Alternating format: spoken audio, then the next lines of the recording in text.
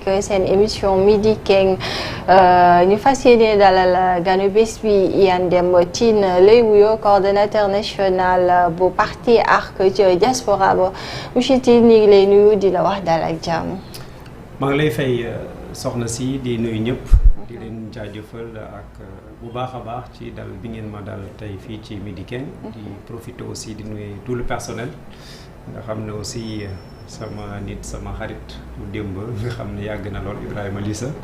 maa ngi profité di ko nuyu une de mes sœurs aussi nga xam ne mi ngi fi di nuyu toute l'équipe muy góor muy jigéen vraiment maa ngi nuyu ñëpp di kontaan bu baax a baax ci jeetaay bi.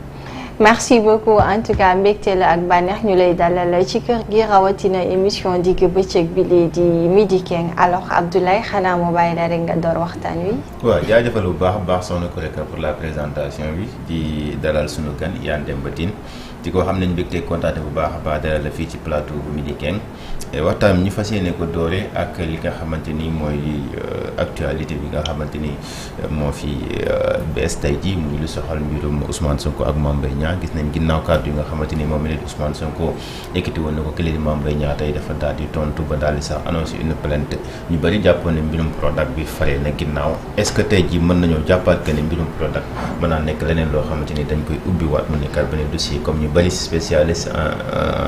dans les questions juridiques ni ñu koy waxee que ne s'il y a un fait nouveau nañu ubbiwaat boobu le dossier lan moo ci sa gis-gis.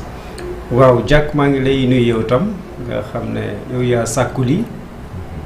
waaye suñu dee wax rek ci mbiru Prodac ay mbir bëri na ci Sénégal ci luñ fi àtte daan fi ay nit waaye suñ fi daanee nit dañuy wax ni que am na ay éléments nouveaux waaye xëy na man ci sam wàllu bopp ak sénégalais yu bëri élément nouveau yooyu firnde la war a mën a doon boo xam ne da nga ciy teg sama bët wala àttekat bi teg ci bëtam kon nag loolu yaakaar naa ne su nekkee tegaguñ ci suñu bët ba mën a njort ne war nañu mën a àttewaat mbir moomee dafay doon loo xamante la ñuy wax la rek li tubaab di wax rumeur te rumeur Sénégal def ci yàgg ba nga xam ne léegi dañ yëkkati dara ñu ne ah diw de nee na am na firnde ci lii wala ci lële waaye firnde bi li ma ci jaaxal mooy léeg-léeg nit ñee ciy xel di coow rek waaye ñamu soxal dëgg duñu mos a génn firnde yooyu parce que gis nañu lu dem ci àtte boobu dem ba ca rabat d'arrêt ñu confirmer ci waxtu woo xamanteel un nouveau régime est là jiite réew mi te nouveau régime boobu kañ ca tuumaal ba daanoon ko moom mooy le premier ministre bu Sénégal maanaam Elimane Diori ñi kon tey suñu bëggee yëkkatiwaat coow loolu dama jàpp ne su yàggee dafay mel ni da nga bëgg a taxaw mbiru kenn nit te yëf nag suñ ko bokkee yoon ca na ma jàppe noonu la war mën di doxe kañ ca àtte ba féetale la boor soo ñëwati doo ne am naa firnde yi mais dama jàpp ne dangaa war a wax ne firnde yaa ngi nii kon da nga jàpp ne daal Ousmane Sonko wax ji nga xamante ni wax na ko que ne am na élément nouveau du woon wax la coole def mais jëf la waroon def maanaam génne élément nouveau jébbal ko ñi nga ko war a jébbal. dama jàpp ne tey suñ mën ne woon élément nouveau yaa ngi nii. jébbal naa ko yoon laay xaar mu def liggéeyam su boobaa tam man en tant que sénégalais en tant que citoyen sénégalais damay xaar aussi yoon def liggéeyam parce que nit duñ ko tuumaal ci ay maalifaro nit duñ ko toroxal ci ay maalifaro muy yow muy man muy keneen. képp ku yor ay firnde yoo xam ne dañ ko tuumaal nga war a seetal sa bopp war nañ la ko mën a nangul mais yor naa te ba tey mënoo ne mi ngi nii ci kanamu yoon man loolu nag dama ciy teey. est-ce que la réplique de Mame Mbaye Niang aussi mën na tax wala mën na dalal xelu Sénégalais yi d'autant que muy wax mu mel ni amalgame la ñu def ci rapport yi IGE moo ko war a def ak defu ko ca OFNAC la war a mën a tukkee wala est-ce que loolu aussi vraiment ça rassure les Sénégalais. c'est-à-dire ce qui est important pour moi et ce qui doit être important pour les Sénégalais soxna si moom mooy mu doon IGE mu doon OFNAC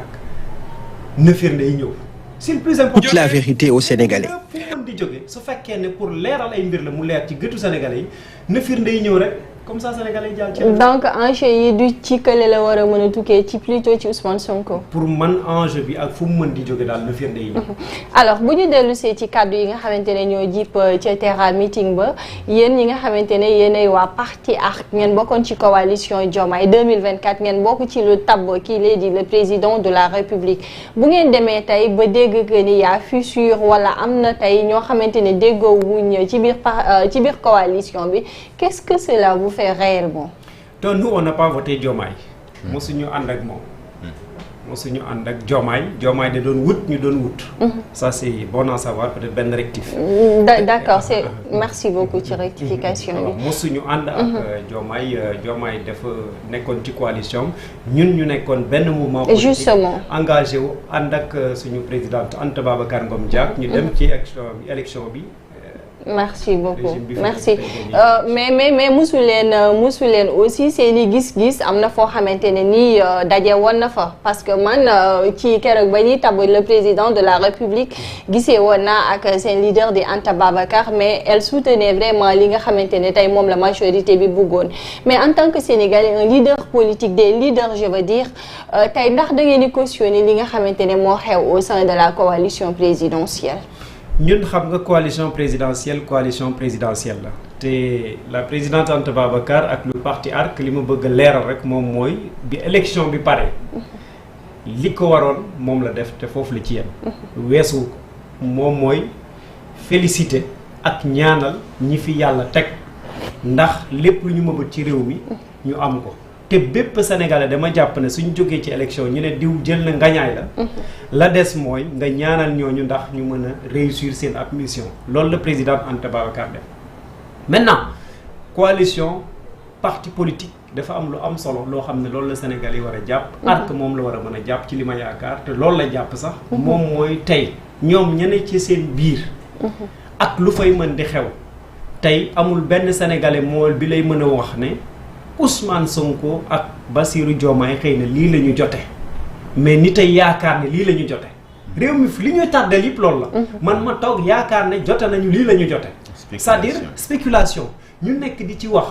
alors que aujourd'hui le pays doit dépasser ces xaw ma naka lañ koy wax ces spéculations maanaam ñu war a mën a toog ñu xalaat ne tey waratuñu toog dinaan diw ak diw a jote tey c'est pas la personne de Ousmane Sonko ak de Bassirou Diomaye Faye wala de Anta Babacar Ngom wala de Barthélémy Dias qui du loolu moo am solo xam nga lan moo am solo ñi ñu dénk réew mi ñu seet naka lañ koy doxalee pour l'intérêt de tout un peuple. mais justement côté boobu la ñu waxee bu ñu demee ba Ousmane Sonko di souligner nii comme quoi que am na ñoo xamante ne nii daanaka la ñu doon xeex ca seen projet ba moom la ñu retrouver tey ci biir nguur gi ndax loolu aussi vraiment c'est des choses yoo xam ne da ngeen koy cautionner parce que vous êtes soucieux peut-être d'un bon régime. c'est-à-dire xam nga tey ñun ñu cautionner ñu ñàkk cautionner c'est pas le plus important. xam nga ce qui est important ce qui est plus important aujourd'hui moom mooy potum génne soo ko génnee ca mbedd ma ku ne am ci xalaat xalaat bi nag tey mooy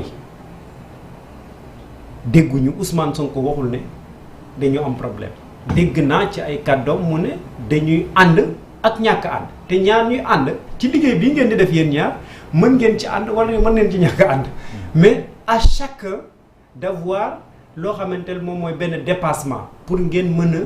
lëngoowaat dem def loo xamante ne moo mën a doxal temps bi ngeen nekk nii. maintenant entre le président de la République et le premier ministre dégguma président aussi mu wax loo xam ne gàllankoor la parce que man dama jàpp leen ñoom bu ñu ñëwee ci nguur Ousmane Sonko ne Sénégal amul problème mais problème autorité la am alors que autorité bu gën a kawe ci Ousmane c'est El Malick Ndiaye le président de l'Assemblée nationale c'est Bassirou Diomaye Faye le président de la République parce que ñoom ñooy incarner ces plus grandes institutions du Sénégal. Maintenant su nekkee ne dafa problème autorité da am dañ ko daal di jëmale sax ci Bassirou Diomaye mais mën naa ne mën na nekk sax ci El Malick Ndiaye parce que ñooñu ñoo ko ëpp dayo ci doxalinu réew mi mais nag aujourd'hui ce qui est important ku nekk da nga ciy am sa analyse. mais nag li am solo moom mooy comme dégguma aussi président ndax dem na ba mu am taawam ca palais tudde ko yaayu Ousmane Sonko. gannaaw wax jooju ak yeneen yëpp di fa jaar man à la limite damay ñàkk bokk xalaat ak nit ñi parfois je me dis est-ce que c'est pas un scénario bu ñu tegal fii. tout à fait pour xëy na nelawloo Sénégalais yi. à chaque fois. si le premier ministre sort pour dire des choses Sénégalais yi waru ko wax parce que dafa xeeb ki ko jiite moom su ëllëgee président boobu doon su génnee. daal di yëkkati kàddu yoo xam ne xëy na dafay dalal xelu Sénégalais ci ni mu mel ak Ousmane Sonko je pense qu'aujourd'hui damay dem ba ne il y a un scénario voilà suñu leen gisee ñu ànd di reetaan le lendemain et à chaque occasion premier ministre génn nit ñi jàpp ne dafa attaquer le président de la République le lendemain on voit des images yoo xamante ne dafay montrer une autre complicité du Diomaye Ousmane Sonko donc je pense qu'aujourd'hui les gens doivent penser la chose autrement ils doivent analyser la chose autrement alors c'est important li nga wax noonu mais dafa am loo xamante ni xew na ci week-end bii nii ñu gis que ne mu yàggul dara njiital Pastef di Ousmane Sonko dafa woote ab terrain meeting woote ko ci parking stade Léopold Sédar Senghor l'opposition tout de même wala une partie de l'opposition daal di woote li ñu naan ñaxtu national ñu bari jàppoon ne loolu communication la ñeneen ñi jàpp ni itam c'est une provocation politique naka ngeen ko analyser à la limite sax gis nañ ki lay di Anta Babacar Ngom ñu def ci page Facebook mu wane ne carrément dinañ dem participer ci boobu la ñaxtu national da ngay jàpp que ne terrain meeting bi Ousmane Sonko woote woon yéen da ngeen waroon a def le même jour ak ci même heure bii ni itam ab manifestation wala da nga bokk xalaat ñu jàpp ne loolu c'est de la provocation politique xam nga provocation politique suñ ko dee wax Sénégal yàgg na fi dafa bokk ci politique ndax yaa wax provocation politique jeexal nga lépp kon nag am na place am ci politique mais mënuma ko jàppee ca beneen wàll ga provocation politique Ousmane Sonko est un chef de parti te jàpp naan sax xëy na loolu moo tax mu ne dafa ñaan congé naam sax dégg naa ko tey ma nga ca mbiru forces armées je pense que là ce n'est plus le président du parti mais c'est le premier ministre du Sénégal. Bon man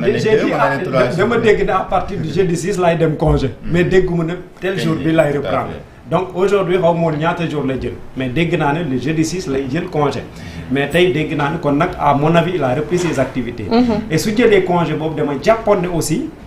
il a pris ses congés pour moom des le président du parti Pastef pour dem ca kii mais nag même su nekkee dafa jël congé pour dem en tant que président du parti dafa am foo xamante sa cloche mooy fenn tey le président du parti warul am sañ-sañ ci sama yaakaar di wax ci biiru gouvernement la ca dox ak la ca doxul bay toxal ak ñàkk toxal là c'est un problème encore donc tey da ngay dem ba ca discours am ak la mu def ak li ñuy wax yépp di ko ruumandaat quelque part ce constat moom mooy doo xam mën a dissocier le président du parti et le premier ministre lors de ce meeting te loolu waroon na yomb pour ñu dissocier ko par rapport à sa communication mais loolu yépp comme jubluwaayam ak ses objectifs amoon na ko dem na def ko maintenant l'opposition qui dit que je veux marcher ou bien je veux organiser un rassemblement à ce jour dafa di droit ak yelleefam la ni nga nangulee keneen kii ma nga Grand Yoff kële mi ngi Sacré-Cœur 3 provocation bi gisatuma fan la ne ku nekk lan la yoon may suyu jotu rassemblement jotee nga dem def ko à mon avis mënuma ko jàppee comme provocation politique mais la politique reste la politique au Sénégal ba ku nekk lu ci sa àq ak sa yelleef war nañ la di ko jox parce que mais il y a d'autres jours yi ngeen waroon a mën a def seen rassemblement boobu parce que aaral je termine ma question am na fi ay yoon yoo xamante ni gis nañ ne opposition bi demandé na fi doxu ñaxtu lu ci gën a bëri ñun suñu côté bi lañ koy doxee diggante école normale ba ci rond-point Gédo ñu leen koy accepter yenn saa yi ay rassemblement yoo xamante ni gis nañ ko ak ñu doon farandoo Lat Diop ak ñu farandoo Moustapha Diop ba ci Fatma Ngom mais en fait le fait que ngeen bàyyi ba kii ne jour tel laa koy def ñu gis le même jour am ñu génn ne danañ ko def ci même jour bi nga xam ne moom la koy def ñu jàppee ko benn genre sabotage wala benn genre provocation est-ce que tamit autorité préfectorale bi li mu def du lu gën pour éviter en réalité trouble à l'ordre public am comme ni mu ko waxee wala mu éviter crise politique am wala tension politique am est-ce que du looloo tax moom mii leen di préfet mu daal di ne interdit naa ko fii waaye itam may naa leen possibilité ngeen xool beneen endroit boo xamante di ngeen ko fa mën a def. sëñ bi jàkk gis nga ku mu neex chaque jour nga demander nga bind adresser une lettre au préfet de Dakar nekk ko dama bëgg a dajaloo fii échange comme c'est très normal tu informes l'autorité loolu amul ne kii dafa wax ak kële dafa wax c'est-à-dire loo xam ne ce n'est pas un fait nouveau wala boog war nañ ko mën a nangu ku nekk jàll ci essentiel jarul bloquer kii nangul kële bàyyil kële aujourd'hui tey su nekkee sax dama jàpp ne parce que Ousmane Sonko mi mobiliser mbooloo du lu bees Sénégal jàpp naa ne Ousmane Sonko sax pour défier opposition bi tey préfet bi nanguloon opposition bi marche am boobu rassemblement boobu comme rassemblement du marche ñële di rassembler wu du marche je pense que moo nekkoon sax intérêt mu woon opposition bi su fekkee ne la mu wax ma nga ca moom moo ko ëpp doole la ngeen dajale ak la ma dajale lu benn su nekkee rek ci ay mobilisation la parce que mobilisation Ousmane Sonko nag ci ay militants wax dëgg Sénégal ku bëgg a doon ne mbetteel la wala mënatul mobiliser li yàlla may nit ki ci ay mbir ci ab dundin da nga koy nangul. Donc mais est-ce que aujourd'hui le premier ministre du Sénégal ci moment bi ñu nekk on parle de la vallée du Rift on parle entre autres est-ce que les priorités pour le gouvernement c'est ça te ci histoire politique de Senghor à Abdou Diouf waxuma la amul est-ce que lan nga fi mosoon di gis yow Diack c'est l'opposition c'est la société civile parce que tout ce que Ousmane Sonko a déclaré lors du meeting laaju loon dajale ay nit avec le gouvernement il peut régler ça wala mu dox ci sottiwul mu jël ay responsabilités ça l'engage avec le parti Pastef mënoon na dajale ak ñoom lii dox na lële doxatul nañuy joyante lii avec sa coalition mënoon na leen dajale lii dox na lële doxatul maintenant comme yegg guñu foo xam ne vraiment y a pays en la demeure maanaam ñu toll foo xam ne par exemple lii mënatu la dem ba mënatu la dem nag mu ne jël naa sama ay responsabilités jël naa sama ay matuwaay ce que je dois faire nag il faut que je parle aux Sénégalais parce que lii mënatuma ci dara mënatu ci dem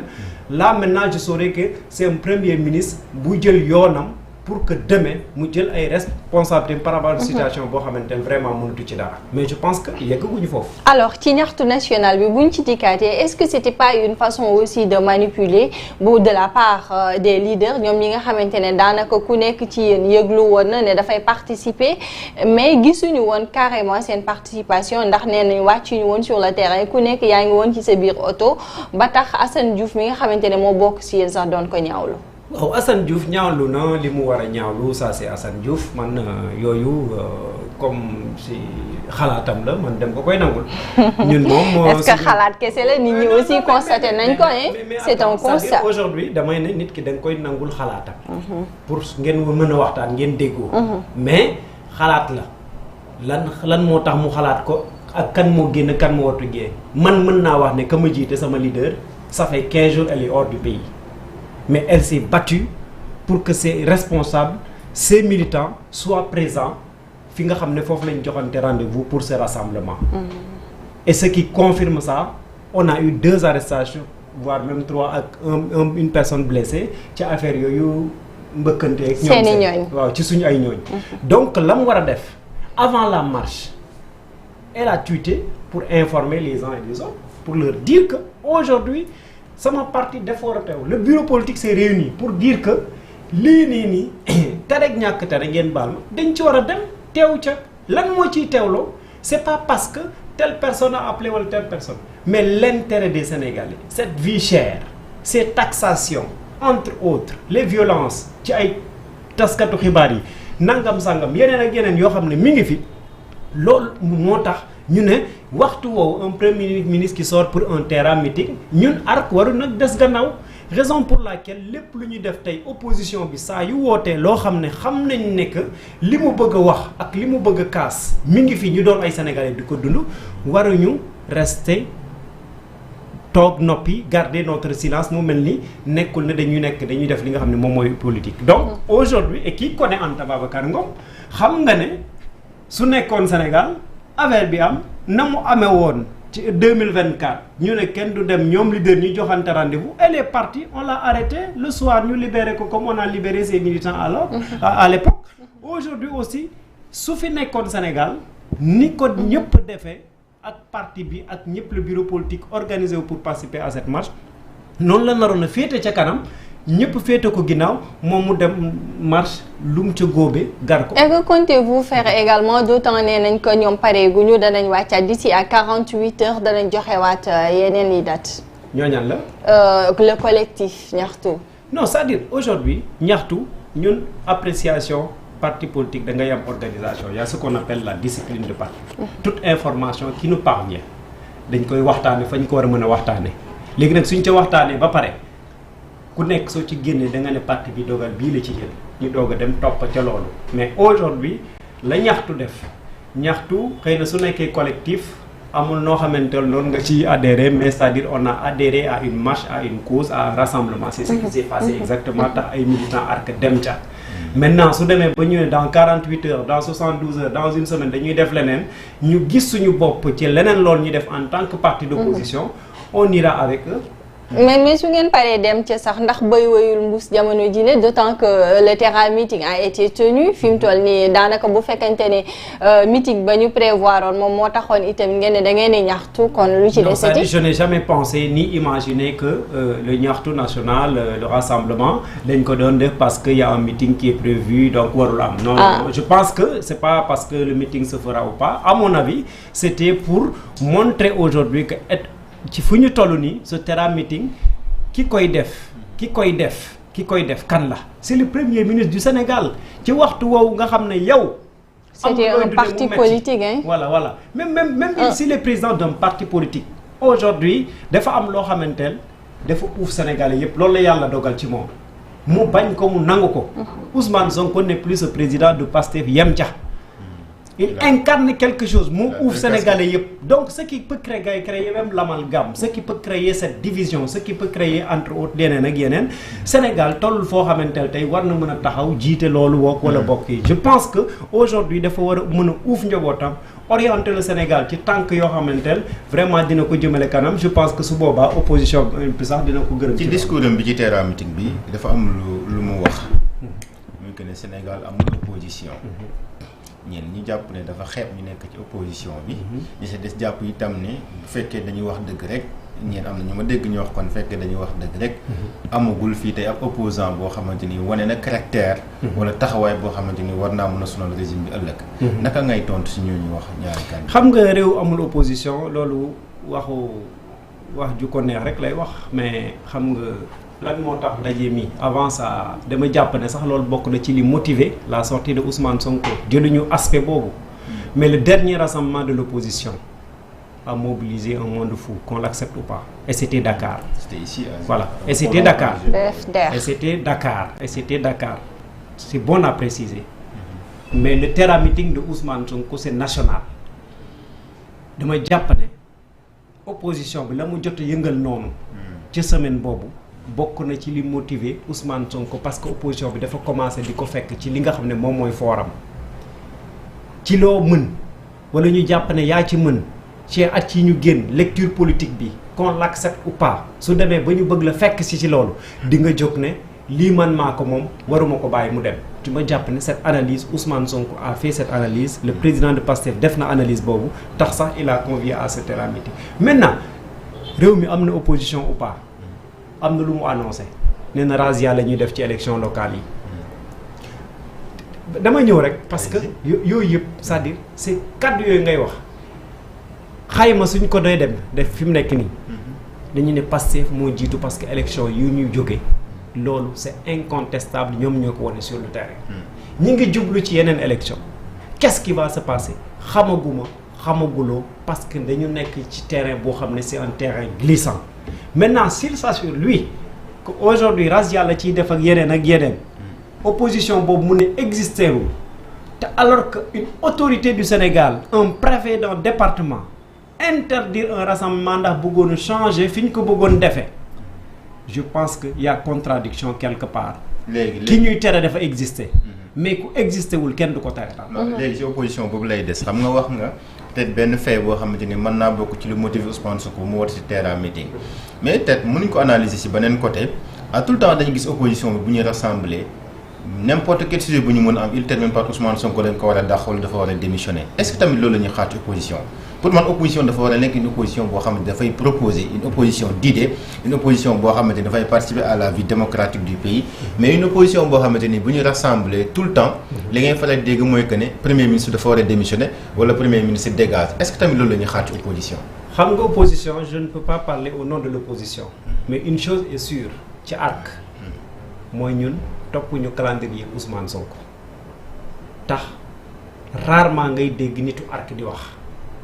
parce que nag nit doo ko topp ci programme am wax na lii nga ne déedéet mu wax waaw nga ne déedéet mu wax déedéet nga ne waaw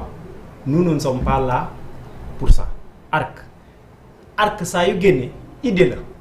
ARC saa yu génne proposition la ARC saa yu génne di nga am loo ci jële pour mën a jëriñoo même nguuru Sénégal tey su doon déglu tey ARC ak la présidente Anta Babacar Ngom par rapport à nos différentes sorties les preuves sont là ARC day génn appréciation da ngay xam ne lii xam-xam génn na lii proposition génn na lii solution génn na solution boobu nag naka lañ ko mën a jëriñoo ci biir réew mi ña ko war a mën a jëriñoo nag te yor réew mi mu nekk seen ay loxo ñoo ci amoon na bi war a profito gérer loolu taxaw ci def ko wax ko doxe ko parce que dañu jàpp ne loolu njëriñu Sénégal la mais Ousmane Sonko génn na wax na benn mbir nit génn ne warul wax loolu du taxawaayu ARC l'intérêt des Sénégalais li nga xam ne moo mën a doxal Sénégal saa ci waxee yow wax nga par exemple je donne cet exemple mu wax nga ma avant le terrain meeting mais ku ne damay wax te waxagul soo bëggee par exemple dem wax avant moom looy wax nit ñi mais aujourd'hui quelqu'un peut apprécier chaque parti chaque xawma lan kuréel ou mouvement ou association en tant que Sénégalais chacun doit pouvoir avoir son appréciation par rapport à cette sortie maintenant soo ci waxee di nga wax loo xam parce que à partir de ci li ngay dégg foofu ngay waxee loo xam mais nag lu ñu waxagul kenn mënu ko kii moo tax ARC à chaque fois suñu communication léeg-léeg sax dama ciy profité parce que comme je suis également le chef projet communication de ARC parfois des fois collègues yi les confrères comme man ak yéen ak rédaction yi ñoo ko bokk depuis des années je suis un journaliste de formation mais des fois gars yi dañ may naan jox ma président nangam sangam mais ça day den période boo xam ne ci li ñu bëgg wax loo président wax dëgg yàlla loolu su waxee sax askan wi moo ko ciy sikk duy faral di mbañ ci moom mais c'est-à-dire il faut toujours ñu organiser ces moments de communication mais suñu bëggee di wax chaque jour l'opposition ñun ñoo ko bokk te ñun la ñuy bañ xëy na amul benn différence am na seen biir. jubóo bi am na si non c'est-à-dire opposition bi aujourd'hui gis nañ Anta Babacar ci gis nañ ne quitté na FDR. est-ce que tey jii jubóo bi war a am seen biir am na ba. ndax am na ñu doon joxtu que ni vous êtes beaucoup plus proche du régime que beneen opposition bi. mooy li ma bëgg a wax. c'est bien c'est une bonne question. c'est-à-dire jubóo ci opposition nekku na loolu am solo. lu am solo. chaque parti a son idéologie ci ay principes yoo xam ne moom nga teg. pour nit ñi adhérer ci sa politique ci ngay demee maintenant suñu dajaloo dafa am la discipline de coalition boo xam ne nekkul dañoo ñàkk jubóo mais suñu gis-gis wuute na ci mbir ak anam yañ koy doxalee je préfère pour ne pas amener un blocage wala ne pas respecter cette discipline de coalition ma des ci kujje politique bi ba pare soo leen wootee loo xam ne bokk na sama idéologie parti ëllëg comme ni ñu ko defee nii ci ñaxtu national bi ma ñëw taxaw ci xëy na leneen nag loo xamante ne leneen la xëy na bokkut ak mu bokk mën naa bañ a bokk ak opposition bi l'opposition yëpp doxalin foofu noonu donc et loolu ci bépp doxalin loo xamante ne Sénégal ñun ARC ci lañu du ñu éviter souvent moom mooy ce qui a toujours existé au Sénégal les alliances contre nature parce que dañu ànd te duñu ànd dañu ànd juróom benn weer kuréel googu tas ñu créé beneen bu bees juróom ñetti weer 1 an boobu tas combien de kuréel nga dégg au Sénégal mu am en politique. xanaa looloo tax ngeen génn FDR. non c'est-à-dire FDR di taxoon ñu génn FDR je pense que président te àdduna ci ba pare mënatuma ci dolli mënatuma ci yokk mënatuma ci wàññi. pour alliance contre nature te dañu gis FDR li fa daje woon yëpp même FDR moom moo fi nekk. non il faut être clair et précis aussi Dia. j'ai pas dit que. alliance contre nature ñoo tax ñu génn FDR. non dama ne da nga wax sànq nga ne ñun duñu bëgg di dugg ci loo xam ne alliance contre nature ou quoi. dama ne il existe au Sénégal.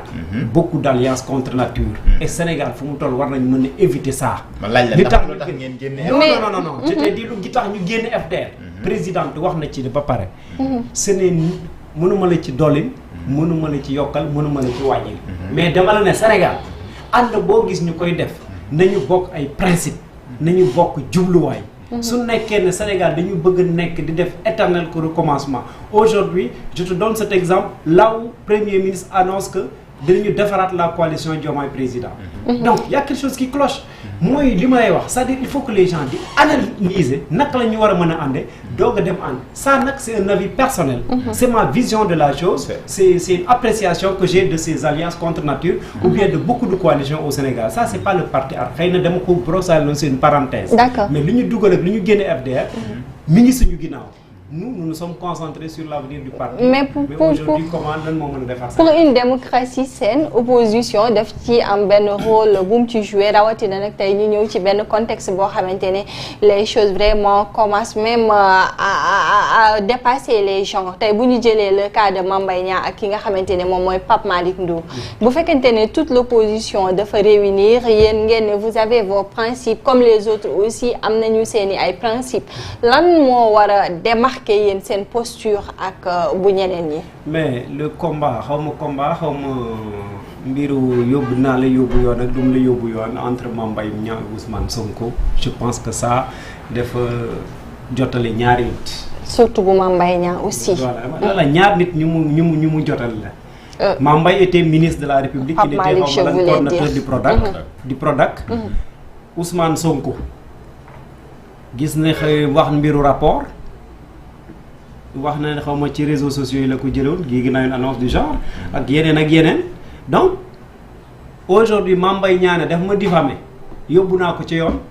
à mon avis opposition sax amul wàll ci loolu yoon na def liggéeyam tout est clair on passe à autre chose. D'accord keroog ci Terra Meeting ba l'utilisation des dossiers judiciaires ak li nga xamante ne ni moom mooy les rapports d'audit bokkoon na ci ponk yi ñu doon waxtaanee alors bu ñu defee benn corrélation ak le cas tey de Badara Gadiaga mi ñu apprendre que jox nañ ko benn liberté provisoire naka ngeen di interpréter aussi ñaari faits yooyu noonu wala les deux contextes. non yooyu ñun ARC du interpréter xam nga lan laa jàpp Badara Gadiaga deful lu tax mu demoon ñu koy tëj te suñ ko bàyyee tey mu ñibbi këram dañ koy rafetlu rek parce que tout simplement il faut retenir une chose réew mi fu mu toll lii nii sax dama yàq ne dafay yokk rek jàmm ji mais soo interpréter rek nga juum tey li mu wax na ko il est le premier ministre du Sénégal il est le président d'un parti wax na xalaatam keneen day wax xalaatam keneen wax xalaatam mais li ñu mën a jàpp moom mooy bu ñu bàyyee Badara Gadiaga dañ koy rafetlu démb j'ai appris je sais pas si c'est confirmé ou pas qu'on a libéré Lat Diop entre autres donc yooyu yëpp dafa di yoo xam ne yu am solo la ñu koy def parce que réew mi nag lépp lu ñuy toppe nit su doonee lu dëggu mu ñàkk a jaar yoon comme ku sàcc ginaar sa kër soo ko jàppee yóbbu ko ca yoon wala sax nen ñu téye ko fa parce qu'il a volé kooku noonu na yoon def liggéeyam waaye mbiru politique dafa yàgg Sénégal waxuma ne nag diw la ñu téye ca mbiru politique non je ne dis pas ça et je ne le dirai jamais mais képp koo xamante ne njort nañ ne xëy na tey lañ lay toppe amul ndëgërlaay bi mën a tax nit ki ne ca kaso bi caabi fee ca gënal ndax mbiru politique la rek neexul maa Samba ak neexul maa Demba yooyu Sénégal toll na foo xamante ne ñun ñoo ko war a mën a dépasser il nous faut des autorités. Donc la question des libertés est une préoccupation. Une préoccupation au Sénégal. loolu on en dit combien même pas am na yoo xamante ne tey man mën naa ko wax tey ñu ne non nañ ko yóbbu nangam sangam. parfois du ko jar. mais ñoom depuis ñëw fii ba léegi gisoo ne rupture am na par rapport au fonctionnement de la justice. Sur la question des libertés, sur la question de la démocratie, est-ce que rupture am na ci un peu par rapport ak lañ doon dund at yii non moi je pense que rupture su amoon côté boobu ay Badara Gadiaga nii duñu dem kaso quoi. ah oui oui moi je ne pense pas parce que Badara bu muy wax nit la doon waxal. waaw nit la doon waxal xam nga soo dee wax ak nit di wax te kooku wax na Badara wax na ci télévision la ñu nekk ci benn émission je ne vois pas vraiment le mal quoi mën nga toog. tax loo xam ne sax je pense que CNRA war na ko mën a régler s'il y a des propos déplacés tey fu ñu toog nii suñu waxoon lu du naka su du noonu je pense la première xawma lan organe bu njëkk bu war a intervenir c'est le CNRA. Maintenant si la personne persiste et signe ci lu muy def CNRA mënu ci dara je pense que maintenant yoon mën na jéem a seet mais lors de cette émission que j'ai suivi 1 à 2 fois bi mu amee ak le lendemain dama amoon mbetteel ci ne dañ ci xawma lan woo Badara Gadiaga entre autres maintenant j'ai vu que aussi le parquet parce que y a un discours boo xam ne déggatu leen les nouvelles autorités ñu wax ko ce pouvoir du procureur doole parquet bi. te loolu bokkoon na seen programme de campagne. Procureur dooleem procureur li muy taxawee ak nangam sangam aujourd'hui un procureur est là même tey soo bokkee Pastef man am na loo xam ne wax nga ko am na ñu war a mën a wax ak yow jarul procureur sax di dugg ci yenn yi muy Pastef muy APR muy ARC muy keneen ak keneen je pense Sénégalais yi ñoo war a mën a toog procureur ñu am un procureur maanaam dara am sax nit ki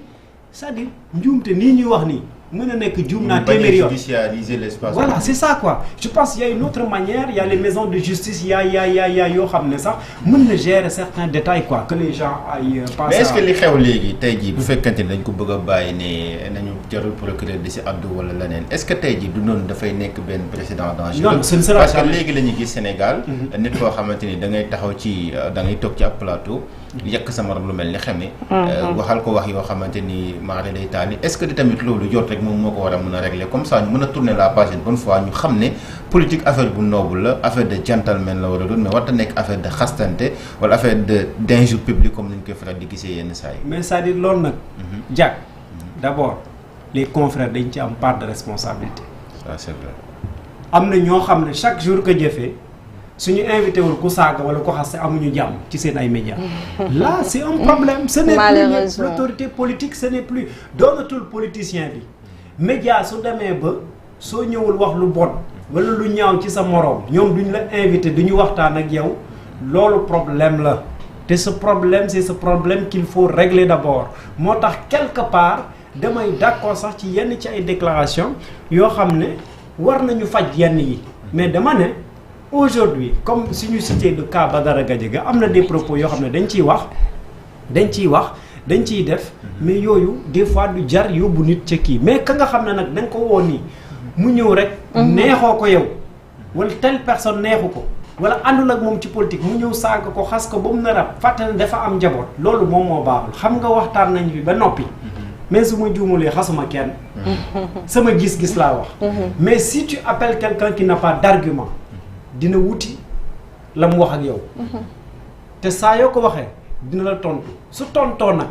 dafay tontoo loo xam ne ce qui a réussi à Ousmane Sonko en communication de la rue ne va jamais wala boog pour mu réussir ti beneen phénomène ci politique dana jafe moo tax dama gis ñu bëri dañ ko bëgg a topp ci communication politique am même ay responsables yoo xam ne ay députés lañu ay ministres lañu ay nangam sangam alors que là n'est pas le plus important Ousmane s'est opposé il est arrivé au pouvoir il a sa façon de faire mais ku nekk demal wuti sa beneen façon de faire pour faire de la politique mais saaga bi du jàll xaste bi du jàll ŋàññante bi du jàll te suñu toogoon ñun ñetti ñi ñëpp waxtaan léegi suñu soree léegi ñu doon ay mbokk parce que nous sommes des Sénégalais le Sénégal nag pour nga jàpp ko teel ko sa bopp ñun nag suñu ay principe ci arc ci lañ ñu tàggat soo xoolee ñi ngay gis ci arc ñi nga ciy gis ñu yàgg ci langue politique bi bariwuñu ñëpp ay bees lañ ci wàllu politique incarné la troisième voie mais nag waaye yar bi njiit li da lay naan yar bi bul wax kenn loo ko warut a wax bul teg kenn foo ko warul mën a teg bul xas kenn ndax koo xas sa bopp nga xas bul c'est-à-dire waxal loo xam ne mooy xam-xam li nga àndoo ci li nga bëggul bëggoo ko c'est des principes c'est des valeurs et tant que ces principes ak ces valeurs indiwaatuñ ko Sénégal ndax Ousmane Sonko ma neexagul dem koy xal di saaga chaque jour da ngay def la neex Anta Babacar ma neexul dem koy xal di saaga chaque jour loolu moom saaga moom dañ ko. monsieur Tine est-ce que waruñu aussi dépasser jamono joo xamante ne ku wax rek entre di que ñuy menacer wala di naan dañuy ñu koy waxee dañuy supprimer carrément dañuy tas sa parti comme on l'a nañu effacer carrément li nga xam ne moom mooy APR. xam nga soxna si. les erreurs du passé. nañu moytu di ko reprendre. APR. moo fi nekkoon régime ñu dem ba tas Pastef et le Pastef ne se limitait pas à Ousmane Sonko ça c'est une erreur monumentale ci li ma jàpp sama gis-gis la aujourd'hui aussi tas APR du Macky Sall ak Mame Mbaye Niang ak Farba Ngom nangam sangam aujourd'hui APR un parti boo xam ne ay nit ñoo fa dajaloo bëgg lu baax ci réew mi ci li ma jàpp ndaxte ku ne ba dem ba da ngay jiite réew am na loo fi bëgg je ne défends aucune formation politique à part la mienne bi mu bokk ci ARC mais dire ma pensée par rapport à une situation réew siy dox bépp erreur boo xamante rek indi na fi problème nañ koy moytu pour ëllëg ndaxte réew soo ko jëlee jël ko ci ay erreur moytu erreur yi nga xam ne ñoom ñoo romb pour que aujourd'hui soo taxawee di nga mën a am beneen yoon boo xamante ne dina la mën a dimbale fi ngay bàyyi itam keneen bonne gouvernance moom xam naa ne soxal na képp kuy politique tey jii rawatina yéen opposition bi bu fekkente ni Ousmane Sonko dafa tenir yenn kàddu yoo xam ne ñu bëri jàpp nañ ne dafa viser directement kii di Aminata Touré ak Abdourahmane Diouf ci mauvaise gestion te ñu gisoon ay vidéo ci ginnaaw ba mel ni kuy menacer kii di Thierno Alassane Sall ak Aminata Touré ndax vraiment yéen cautionné ngeen que ñooñu aussi ñuy mën di rester tout le temps ci li nga xamante ne ni moom mooy régime bi wala ci démarche de l'État. bon dem la wax xam nga man lii jàppewuma ko sax démarche de l'État. c'est la démarche d'une seule personne qui s'appelle Ousmane Sonko qui est le président du PASTEF qui est un premier ministre du Sénégal. dama jàpp ne la mu wax démb barki démb xaw ma. samedi bi potum biir néeg la woon. s'il y a des gens qui sont épinglés. je pense que su nekkee Aminata Touré lay waxal loolu du lu bees. te mi ngi ak ñoom. loolu leer na la te leer na ma. donc daara beesu fi ci cas Aminata Touré su fekkee ne moom lay waxal wax day leer. su fekkee ne Aminata Touré lay waxal. daara beesul ci Aminata Touré te Aminata Touré moomu moo ñëw engagé ak ñoom en tant qu'opposant ba ñu jël nguur ba ñu jox ko ndombal tànk. kon dara beesu fi par rapport à au cas Aminata Touré su fekkee moom lay waxal. ndax yéen looloo leen gënal. non ñun c'est-à-dire lu ñu gënal c'est pas important. mais un Sénégal bu bees Sénégal bu jub. dégg nga li mu la wax dama la ne. c'est pour te dire. wax ji est-ce que jaroon na wax. nga xool xam ne lii am na. alalu bokk moomeel yi la. nga faj ko fi nga ko war a fajee est-ce que gënuloon ñu koy génn ci place publique bi te xëy na béy mën na wéy mbuus sax quelque part ailleurs s'il s'agit de Abdourahmane Diouf moi ci sama analyse sama xam-xam bariwul waaye ku nekk su nekkee moom lay waxal ku nekk enseignement supérieur ku xam nu mu fa demee ci budget nga jàpp ne am na ay ndëngte yu mu fa doxal su nekkee Abdourahmane Diouf la nga jox ko nga ne non naa ko toxal foofu seetagum fii jox ko environnement. jële nga ko foo xamanteel maam daanaka mi ngi fa doon tumaranke yóbbu ko fa nga xam ne fa lay teddee ndaxte dama jàpp ne su demee ci budget rek ñaari ministères yooyu et les directions et entre autres suñ ko fi dee lim da ngay daal di jàpp ne kañu dooleel la su nekkee rek ci côté mu budget lañ koy nattal mu war a dem doxal environnement tey. ça pèse ñu jox ko yeneen 3 sociétés yëpp. finalement saafara bu jur jàngoro la. environnement ça pèse lourd. loolu xam nañ ko si le monde. loolu àdduna la tey lépp lu dox ci àdduna environnement bokk na ci loo xamanteel moom moo ci gën a dox sa njàng ak sa njàngale yaa ko fiy doxal fii avec un budget boo xamanteel chaque jour nga gis étudiants yi génn ndax bourse ak leneen. donc je pense que loolu noonu aussi ni ma leen ko waxee ca njëlbéen la. doo ci mën a dem ba xuus ci parce que dama jàpp ne aussi c'est le président du PASTEF c'est le premier ministre du Sénégal pootum biir néeg la woon te man dama jàpp ne avec un jubal jubanti su nekkee ne loolu dëgg moo ci am un ministre soo ko waxee soit li ma gisoon muy def de par les gouvernement précédent soit dañu gis loolu fokk ñu wax ak ki mu soxal su nekkee Abdourahmane la moom mi ko tabb mu wax ak moom te su waxee ak moom ci lu mel noonu Abdourahmane que je connais yaakaaroon nañ de doon tekki ndombal tànkam xaar ba mbir ma leer mu doog ñëwaat ci gouvernement bi. su fekkee ne Abdourahmane nangul démissionné muy remanier war na mën ne Abdourahmane demal toog ma seet li may seet ba noppi su ma paree su fekkee ne lii ma njort amul dellu siwaatal ci liggéey bi ñu seet la li la jox wala ñu delloo la la ñu jële woon ci yow su fekkee ne nag am na yoon moo ciy def liggéeyam su boobaa dootul doon ni le président du PASTEF ni le premier ministre du Sénégal moo tax ma ne je pense que y a anguille sous roche am na foo xam ne foofu la mbir yi ne te la lees waxul daal. waaw loolu laa yaakaar ne lees waxul. léegi pour finir waxtu bi tënk nañu. une dernière question boo xam ne ça vous concerne vous ARC. comme yaay porte-étendard mën nañoo jot ci Anta ma laaj la ko. dafa am ku ma laaj mu ne ma naka bu ñu doon analyser tey ji ARC dugg bi nga xamante ni duggoon na ko ci coalition Sàmm Sa Kàddu. mu ne moom bu ko doon analyser politiquement dafa jàpp que ne loolu erreur la politique la bu ARC def.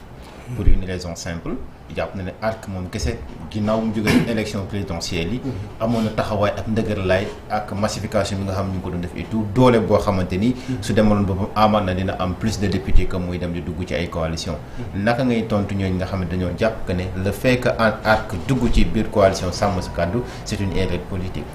sëñ bi jàkk gis nga la taxoon ñu dugg Sàmm Sa Kàddu soo amaatoon suba ñu dugg fa mi la élection suy jub si ku nekk dafa am nooy xalaate pour dem ca ñu toll ci jamono joo xam ne les grands ensembles yàlla def leen di jox doole mais soo àndee yow kese dafay faral di metti nekkul ne doo am de mais dafay faral di metti tey suñu àndoon ñun kese ñàkk am benn député dañuy naan dañ doon xaw ma sooflu je sais sama wolof setul dañuy le discours va changer de camp da ngay gis loo xam ne ñun ñoo koy xel di dégg te nar ko assumer gis nga gor ci loo xas a dugg dem ci ba jeex taxawaay ci taxawaay bu jekk bu ci waxati loo xamanteel safaan wala te tey Sàmm Sa Kàddu ñañ ko bokkaloon te leen di gërëm di leen sant kontaan ci loolu nga xam ne dogal la woon tukke woon ca ARC ñu dem ca tey aussi comme li ma la wax rek sànq Sàmm Sa Kàddu c'est derrière nous ARC mi ngi jël yoonu boppam mi ngi dem appréciation wala ci leneen lu mu war a mën a dugg suba parti bi nar ko waxtaane dugg ca dana ko waxtaane dugg ca mais lu cay mën di am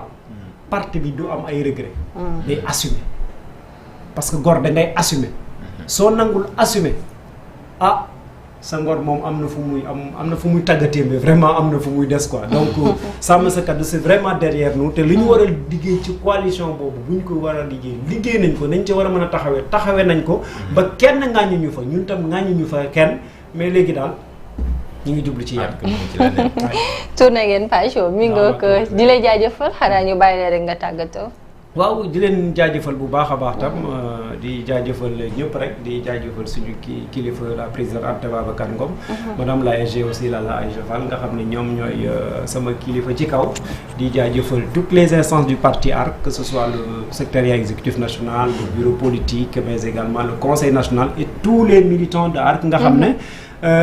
comme li ma leen wax rek gëj naa ci kanamu micro yi ba ñu informé ne vraiment damay ñëw tey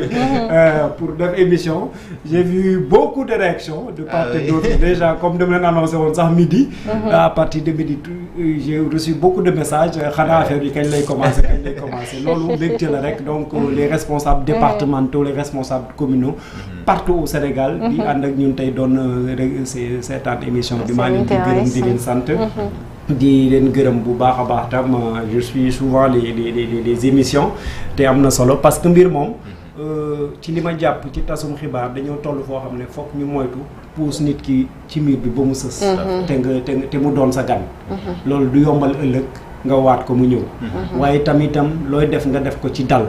posément mën a jox nit ki le temps de s'exprimer c'est très important mais ce que je vois maintenant c'est vraiment désolant parfois ci ay plateau du dara nag mais dara nañu mën a organiser wu dina tax sax plateau yi saaga yi wàññeeku xaste yi yaagati donc voilà c'est ça c'est le confrère du parti qui parle dina tax saaga yi wàññeeku xaste yi wàññeeku xuloo yi wàññeeku ci plateau yi et que les gens puissent dire l'essentiel ou bien aller chercher ces gens qui ont les arguments qui peuvent vous parler wax leen loo xamante ne vraiment mën nañ ko dégg xam nañ ko gis nañ ko ça c'est important parce que loolu rek lañ fi am quoi Sénégal ku fi jàpp ne tey su tàkkee da nga ciy rëcc. te dëkkoo Gambie da ngay nax sa bopp. en tout cas donc nous sommes tous sénégalais et nous restons les sénégalais. merci beaucoup nañu préserver li nga xamante ne nii moom mooy la cohésion c'est important. alors di la jaajëfalaat bu baax a baax rek di la wax ne mbégte la ak bànneex saa su ne ñu leen di dalal ci kër gi ngir waxtaanee li nga xamante ne rek moom mooy les questions d'actualité waaye merci encore une fois ci xelal gi wala ci conseil yi nga xamante ne rek yaa ngi koy jëmale toujours ci corporation bi Abdoulaye xanaa ma bàyyi la rek nga tàggatoo. waaw jaajëf Koura jaajëfal naa bu baax a baax ci présentation am solo yi waaye jaajëfal sunu gan sunu confrère Iyane Demba Tine vraiment man dama koy sonal du dama koy woo su ma ko wooyee du mënul def naan man dinaa xool ku ma lay envoyé su ma mënul ñëw man dinaa ñëw et je pense que loolu mooy disponibilité loolu la ñuy dewee ñi nga xam ne ñoom ñooy communication et je pense que ci loolu la nekk. et depuis loolu itam ñu ngi gis que ne ARC mu ngi am taxawaay bu am solo parce que invité nañ fii ñaari yoon nit boo xamante ne ARC lay jógee mais tout le temps bu ñu fi ñëwee comme ni nga ko waxee noonu lañ koy gisee si ñoom ñu ngi leen di encourager vraiment ci loolu parce que itam lii rek dafay firndeel ne il faut que ñuy def politique ñu xulaat bu baax ni ñuy defee politique mooy di jël ñi nga xamante ne seen xam-xam màcc na ci yenn yi ñu leen koy jox pour ñu koy doxal. communication c'est un domaine réservé c'est de la technique. lu ñu war a mën a jàng la pour jox ko nit. notamment ki nga xam ne dafay benn mbir donc il faudrait que ñuy xool ñi nga xamante seen xam-xam màcc na ci wàll ñu leen koy dénk. vraiment ñu ngi la ci encouragé bu baax waaye di ci encouragé la présidente Anta Babacar Ngom di la jaajëfal Koura di jaajëfal ñu doon seetaan ñëpp waaye itam di jaajëfal toute l'équipe technique bu ñu doon accompagner si ginnaaw Basile et son équipe di jaajëfal toute la rédaction de Presse Afrique di leen dig daje ëllëg incha allah ak beneen gan suba nag sunu gan Adama Adouche Fall la moom bokk ci SN bu APR moom lañ fas yéene dalal ngir waxtaan ak moom ci li nga xamante moo nekk actualité politique bi waaye tamit teg loxo bi ñu ko tegoon loxo samedi bi ñu génne loolu yëpp incha allah dinañ ko waxtaan moom ni ki ëllëg incha allah leen di jaajëfal baax a baax di leen di wax bon après-midi à tous. merci beaucoup Abdoulaye di lay jaajëfal bu baax di jaajëfalaat ganu bés bi naka noonu ñuy jaajëfal toute la partie technique Malay Mboub mi fi jotoon jar également merci à vous amis fidèles internautes di leen jaajëfal xanaa dañu leen di jox dig daje suba ak jàmm incha allah.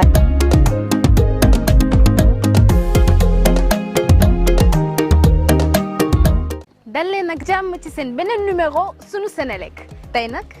ñoo ngi fii ci Koungheul fas yéene waxtaanee pàcc bu am solo l'accès universel à l'électricité maanaam naka la Senelec di def ngir sénégalais yépp ak fu ñu mën ci nekk ci réew mi jot ci courant bi ci